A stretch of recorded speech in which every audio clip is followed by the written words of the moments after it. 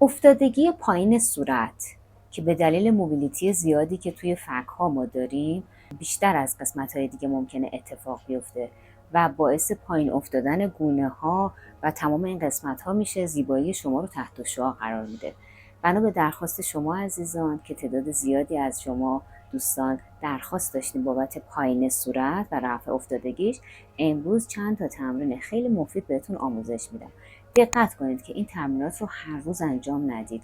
یک روز در میون کفایت میکنه و برای نتیجه بهتر هم توصیه میکنم که تو کلاس‌های آنلاین یوگای صورت ثبت نام کنید که اینجا پیجش هم براتون میذاریم. پیج اینستاگراممون هست yoga.shadi، آموزش یوگا با شادی مشتاق. خب برای تمرین بهتر که صورتتون رو بشورید با یه شوینده مناسب و یه آینه هم جلوتون بذارید و یه کرم مناسب ماساژ صورت، مثلا آبرسان، مثلا مرطوب کننده یا کرم لیفت کفایت میکنه. اینا رو آماده بکنید که بریم برای تمریناتمون. برای تمرین اول که یکی از ماساژ ها هستش، من میخوام دستم رو چرب بکنم. از کرم خیلی قوی تراست دارم استفاده میکنم چون چند مدل آبرسان داره. یکیش هست که حالت واتر بانک هستش و خیلی خوب میتونه در واقع آبرسانی بکنه صورت رو. خب ببینید دستم رو که چرب کردم روی این بخشایی که قراره کار بشه میذارم. شروع تمرینمون تپینگ ماساژ هستش که اونم نباید خیلی زیاد انجام بشه. مثلا من دیدم خانوما تو استخر دارن راه میرن برای آب درمانی همینجوری تپینگ ماساژ میکنن، این بیشتر باعث شلی میشه. پس دقت کنید که یوگای صورت، ماساژ صورت، اینها باید به اندازه انجام بشه. فکر نکنید هرچی بیشتر انجام بدید بهتره، بدتر هستش. اینو حتما رعایت بکنید. خب ببینید از این پایین شروع میکنم، بعد میرم سمت راستم، زیر گونه، یکم این قسمت بالا. به سرعت دارم دوتا اشاره ها رو حرکت میدم تا برسم به گوش. خب حالا سمت دیگه باز از این قسمت شروع میکنم. عالیه. این قسمت بالا. مرسی، کفایت میکنم. ماساژ بعدیمون رو اسمشو گذاشتم گل نیلوفر، چون دقیقا مثل یه گل نیلوفر دستتون شکفته میشه. حتما دست رو چرب میکنین. بعد ببینید از اینجا شروع میکنم حالت ناماسته و بعد میریم به طرف پاشنه دست و قسمت گوش. 1 2 تعداد مهمه، لطفا بیشتر انجام ندید. 3 4 پنجمی رو باهاش کار داریم. ببینید به این شکل از زیر گوش خیلی آروم عین یه سرسره سر میخوریم بیاین پایین. پس رو به پایین فشار دست کمه چون برای در واقع دریناژ لنفاوی ازش استفاده میکنیم که خیلی هم لازم هستش. حالا یه مرحله میریم بالاتر از جلوی چانه. 1 2 3 فشار دستتون متناسب باشه. مثلا اونایی که صورتهای تکیده دارین خیلی محکم فشار نمیدید. اینم یه 5 تا که انجام دادید آروم سر میدید پایین. یه مرحله دیگه بالا میریم. باز حتما دستتون هر جا مثل من لازمه چرب بکنید. پالمینگ هم میتونید انجام بدید. از این گوشه میبینید، از گوشه دهان. 1 از زیر گونه. 2 3 4 پنجمی رو چیکار میکنم؟ آروم سر میدم به طرف پایین. دوباره دستم رو چرب میکنم برای ماساژ بعدی. ماساژ دایره‌ای میخوایم انجام بدیم که هم به تحریک کلاژن سازی کمک میکنه، هم برای رفع خطوط خوبه، هم خیلی اون جریان خون رو تسریع میکنه و در نتیجه به لیفت هم میتونه کمک کنه. از این جلو شروع میکنیم با هم دیگه. 1 دور، 2 دور، جهت حرکت رو دقت کنید. 3 شانه را، 4 و 5. خب حالا از گوشه لب ها. 1 2 3 4 و 5. حالا از این قسمت هم میخوام آروم آروم از زیر گونه مثل حالت دالبر مانند دایره بزنید. این ماساژ هایی که دارین انجام میدین فایده های دیگه هم داره. مثلا برای بهبود خط خنده، خط بغضتون هم میتونه بسیار مؤثر باشه. مرسی. یه بخش مهمی که شاید خیلی بهش توجه نکنید این گوشه ها هستش، ساید صورته که خیلی مهمه که دچار افتادگی نشه. میخوایم از پاشنه دستمون کمک بگیریم برای این قسمت. ببینید این قسمت رو میگیم پاشنه دست. بعضیا فکر میکنن فقط پا پاشنه داره ولی دست هم پاشنه داره. خب اینو قشنگ میذارم این گوشه، به طرف گوش میارم بالا با فشاری که متناسب باشه، یعنی دردناک نباشه اما احساس بشه. 5 دور. مرسی. پنجمی رو میتونید این بالاتر هم ببرید و رها کنید. میرسیم به ماساژ مورد علاقه خودم، ماساژ با مشت، که اینم باز روش های مختلفی داره. این قسمت رو من بهش میگم کاناپه دست. اینجا رو قشنگ چرب میکنم چون میخوام ازش کمک بگیرم. ببینید این قسمت رو، اون قسمت پنج بوکس و اینا، اینه که اهلش هستید. ببینید به این شکل قشنگ چرب میکنم. بعد حالا چرا توی اون تکنیکای ماساژ مشت اینو از همه بیشتر دوست دارم توضیح میدم، متوجه میشین. امتداد خط خنده و بغضتون اینجا میشه. قشنگ مشتتون رو اینجا تعبیه میکنید. ببینید میارم اینجا نگه میدارم. 1 2 3 4 5 رها. دوباره 1 2 3 4 5 رها. شانه رها باشه لطفا. 1 2 3 4 5. مرسی. 1 2 3 4 5. یه دور دیگه. 1 2 3 4 و 5. مرسی. خب حالا میخوایم بخش های افقی تر رو هم کار بکنیم. تو تمرین قبل با مشتمون قسمت حالت عمودی حرکت دادیم دیگه، که خیلی به لیفت گونه بسیار کمک میکنه. حالا میخوایم بخش های دیگر هم پوشش بدیم. ببینید از اینجا شروع میکنم. دوتا مشتمو به این شکل میذارم. 1 2 3 4. پنجمی رو خیلی آروم سر میدیم تا روی ترقابه. دوباره از گوشه دهان. 1 2. اونایی که صورت خیلی لاغر داریم محکم فشار ندیم. 4 5. مرسی و کافیه. از اینجا به بعد نیاز به کرم یا روغن ندارید. یه سری پوزهای یوگای صورت رو میخوام بهتون یاد بدم. الان میخوایم یه تمرینی انجام بدیم که بهش میگیم لقمه گرفتن گونه و باعث برجسته سازی گونه میشه. حالا اتفاقا براتون لینک ویدئوی تخصصی مربوط به برجسته سازی گونه رو اینجا میذاریم که بتونید که باهاش تمرین جداگانه هم داشته باشید. ولی این تمرینم خیلی به دردتون میخوره. ببینید به این شکل من انگار میخوام با دستم لقمه بگیرم. دقیقا این کار رو میکنم. به این شکل چرخش دست منو ببینید، چرخش انگشتا. 60 اومده این بالا. خب حالا این کار رو میکنم. شانه و گردن رهاست و شروع میکنم شمردن. 1 2 3 4 5 رها. دوباره 1 2 3 4 5 رها. 1 2 3 4 5. مرسی. 1 2 3 4 5. یه دونه دیگه انجام میدیم. 1 2 3 4 و 5. بعد از پوزهای یوگای صورت حتما باید ریلیز یا رهاسازی رو به این شکل اجرا کنید. با کجا؟ با سینه انگشتتون. یعنی اگه این سر انگشته، این قسمت رو ما بهش میگیم سینه. دقت کنید که رو خود استخوان نمیزنیم، اطرافش رو که الان کار شده داریم ضربه میزنیم که رها بشه.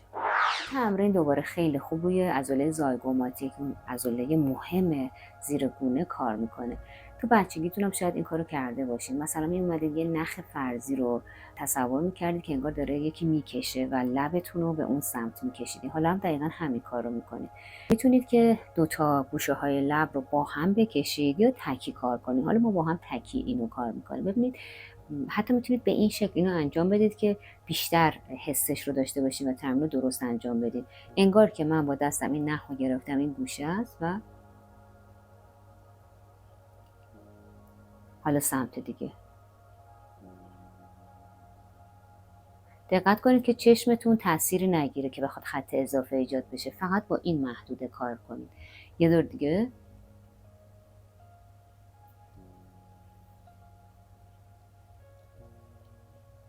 حالا این دفعه میخوام هر دو رو با هم انجام بده، یعنی راند سوم و راند پایانی به این شکل. نگاه کنید منو. بسیار عالی. الان بعد تمرین که ریلیز یا رهاسازی رو انجام میدین، ممکنه حتی احساس درد داشته باشین تو عضلات این ناحیه. این خیلی خوبه چون روش کار شده. تو این تمرین میخوام لب‌ها رو کاملا به داخل بکشید. ببینید به این شکل انگار لب ندارید و بعد لبخند بزنین، رها کنید. مثلا فرض کنید یه جا گیر افتادین که نمیشه خندید، مثلا دور از جون مجلس ختم جایی رفتین ولی خنده‌تون هم گرفته و میخواین این خنده رو کسی متوجه نشه. ببینید به این شکل.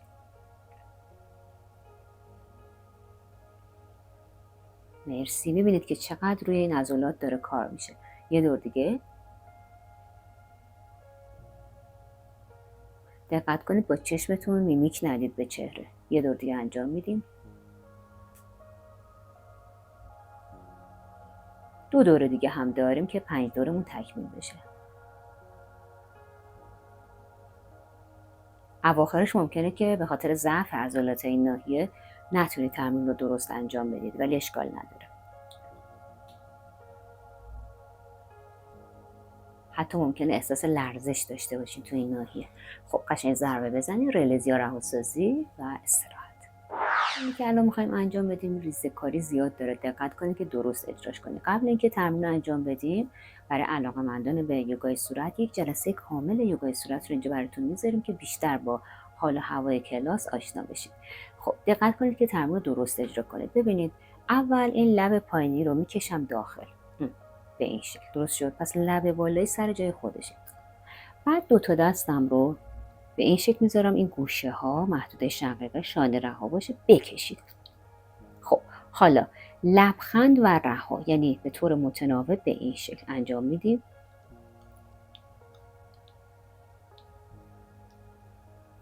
مرسی. قشنگ خسته میشه عضلاتتون. اینو 3 دور اجرا میکنیم. بریم دور دوم.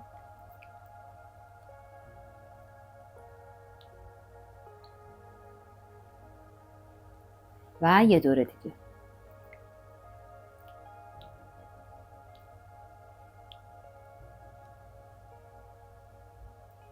مرسی. ضربه. این قسمت ها رو ضربه بزنید، ریلیز یا رهاسازی و استراحت. این تمرین هم یکی از سگولی های منه، جز تمرینات مورد علاقه منه. ببینید میخوام پشت این قسمت انگشت اشاره رو بذارین دقیقا رو خط خنده. واسه نمیگم آینه جلوتون باشه که قشنگ ببینید کجاست. شانه و گردنتونم رهاست. بعد میخوام چیکار کنید؟ 1 دور اینو بچرخونید، یعنی داخل انگشتتون الان اومده. میبینید چقدر خوب گونتون رو برجسته کردید. و بعد لبها رو به این شکل نگه می‌داری. اویی که میگی طوری نباشه که بخواین خط اضافه دور لبتون ایجاد بکنید، یعنی یه اوی کوچولوی خیلی ساده. بریم برای دور دوم.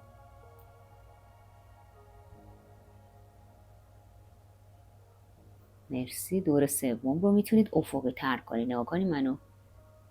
آها. مرسی. فشار انگشت برای دوستانی که صورتای لاغر و کوچولو دارن زیاد نباشه. خب 2 دور اونجوری انجام دادیم، 2 دور افقی، دور پنجم اختیاریه. خودتون هر جوری که دوست دارید اجراش بکنید. حالا من بیشتر افقیشو دوست دارم، اینجوری. مرسی. حالا ریلیز یا رهاسازی و استراحت. میرسیم به تمرین بعدیمون که اتفاقا علاوه بر این قسمت ها عضلات گردن هم درگیر میشه توش. ولی خب بازم برای اونایی که میخوان بیشتر رو گردنشون به طور اختصاصی کار کنن، ویدئوی اختصاصی مربوط به چروکای گردن رو اینجا میذاریم که تمرین بکنید. لینکش هم که توی دیسکریپشن براتون قرار داده میشه. خب این تمرین خیلی تمرین جالبیه. میخوایم به تناوب بوسه و لبخند رو داشته باشیم. درست شد؟ منتها باز دقت کنید با چشمتون اجرا نکنید و اگه آینه داشته باشید ببینید که عضلات گردنتون هم مدام منقبض و منبسط میشه. ببینید به این شکل.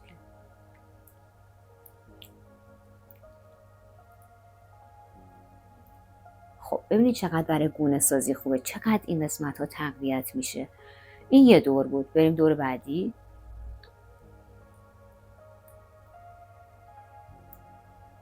دور سوم. 2 دور دیگه هم انجام میدیم. منتها 2 دور بعدی رو میتونید اول با جمع کردن شروع کنید. ببینید یعنی تنوع میدیم به تمرین. یه دور دیگه. مرسی. ضربه میزنیم، رهاسازی و استراحت. این تمرین هم خیلی روی عضله پلاتیسما تاثیر میذاره، یعنی وقتی که شما بتونید روی عضلات گردنی تاثیر بگذارید و از افتادگی این قسمت ها هم میتونید پیشگیری کنید. خیلی تمرین قدرتمندیه. ببینید میخوام که لپاتون رو باد بندازید، بعد دستتون رو ترقوه میذارید، به سمت مخالف میکشید به این شکل.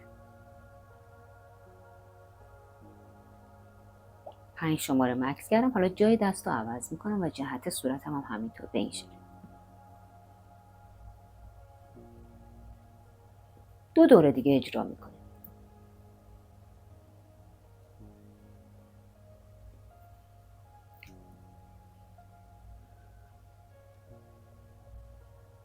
مرسی.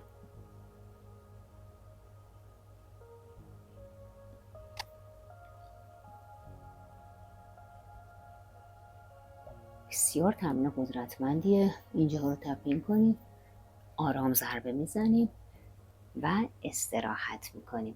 پلیلیست کامل یوگای صورت رو اینجا براتون قرار میدیم. شاد باشید.